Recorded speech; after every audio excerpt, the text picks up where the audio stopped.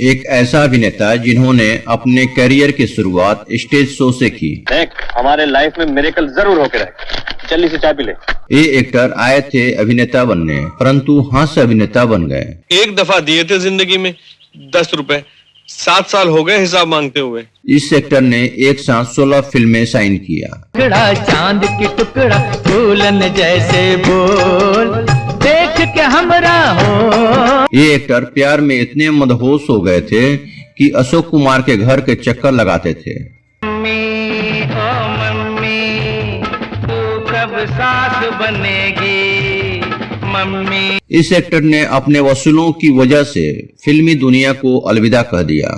काहे झटके इतने मारे नागन कौन हूँ मैं ये अभी तुझको नहीं पता। इस एक्टर ने अपने फिल्म फेयर अवार्ड खो दिए।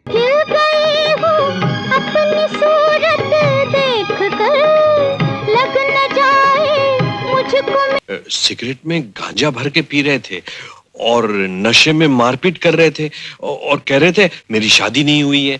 फिल्मों में सितारे हीरो और विलेन के किरदार निभाकर दर्शकों के दिलों में अपने लिए जगह बनाते हैं। नायक और खलनायक की भूमिकाओं के अलावा कुछ अन्य भूमिकाएं भी होती हैं, जिन्हें अपने हुनर के दम पर कुछ कलाकार इतने शानदार अंदाज में दिखाते हैं कि ये याद रह जाते हैं।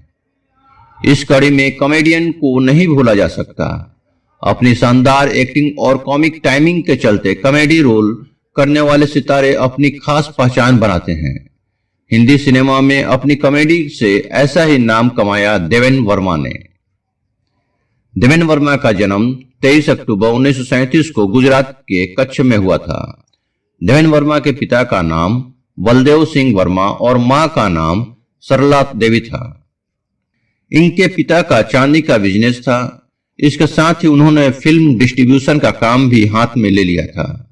देवेंद्र कॉलेज की पढ़ाई के दौरान स्टेज शो में हिस्सा लेने लगे थे।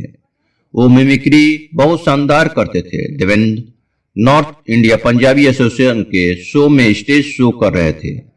इस शो को देखने के लिए B.R. चोपड़ा भी आए थे। शो के दौरान ही B.R. चोपड़ा को देवेंद्र इतने भा गए कि उन्होंने देवेंद्र को तुरंत अपने फिल्म ब्रह्मपुत्र के लिए कास्ट कर लिया। 1 महीना काम करने के लिए उन्हें 600 रुपए मिले थे। हालांकि यह फिल्म फ्लॉप हो गई, लेकिन देवेंद्र की किस्मत खुल गई। 1975 में आई फिल्म चोरी मेरा काम देवेंद्र के जीवन की टर्निंग पॉइंट साबित हुई। इस फिल्म की सफलता के बाद उनके लिए फिल्मों की झड़ी लग गई।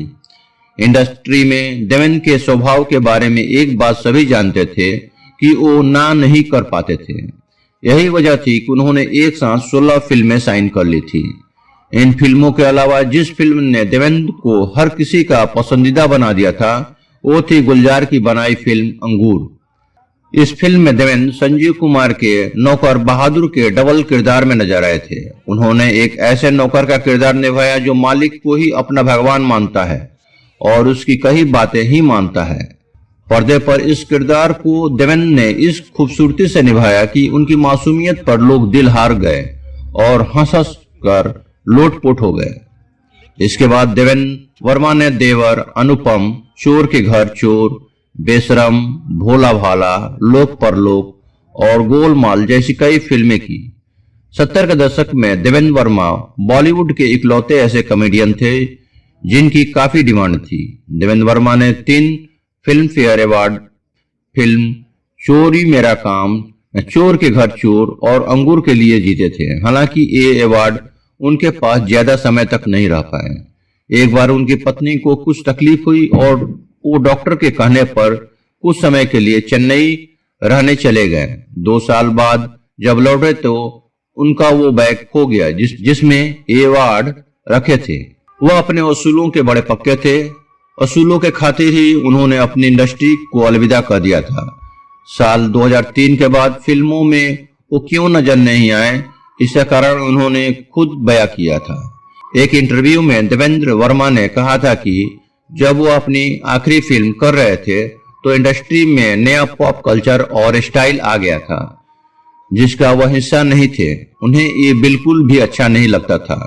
जब सेट पर कम उम्र के बच्चे आकर उनसे कहते कि चलिए साहब आपको बुलाया है, देवेंद्र वर्मा ने कहा था कि सेट पर उनके जमाने में लोग काफी तहजीब और सलीके से पेश आते थे, लेकिन आज की युवा पीढ़ी में एटीट्यूड बहुत है। अब क्योंकि वह उसे बदल नहीं सकते, इसलिए उन्होंने खुद ही इससे किनारा कर लिया। देवेंद्र वर्मा की फिल्मों की एंट्री की कहानी जितनी दिलचस्प है, उतनी ही उनकी लव स्टोरी भी है। देवेंद्र वर्मा ने अशोक कुमार की बेटी रूपा गांगुली से शादी की थी।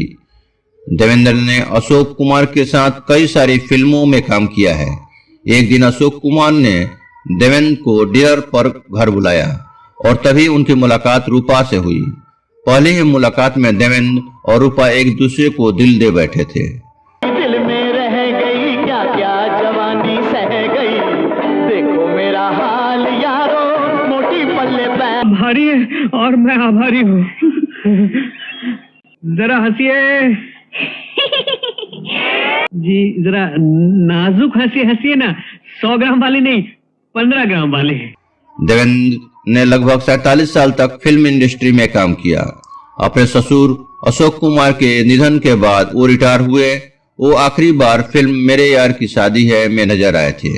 वो एक बेहतरीन हास्य अभिनेता तो थे ही, उन्हें फिल्में बनाने में भी बहुत दिलचस्पी थी। उन्होंने 8 फिल्में बनाई थी, जिसमें बड़ा कबूतर, बेशर्म जैसी फिल्में शामिल हैं।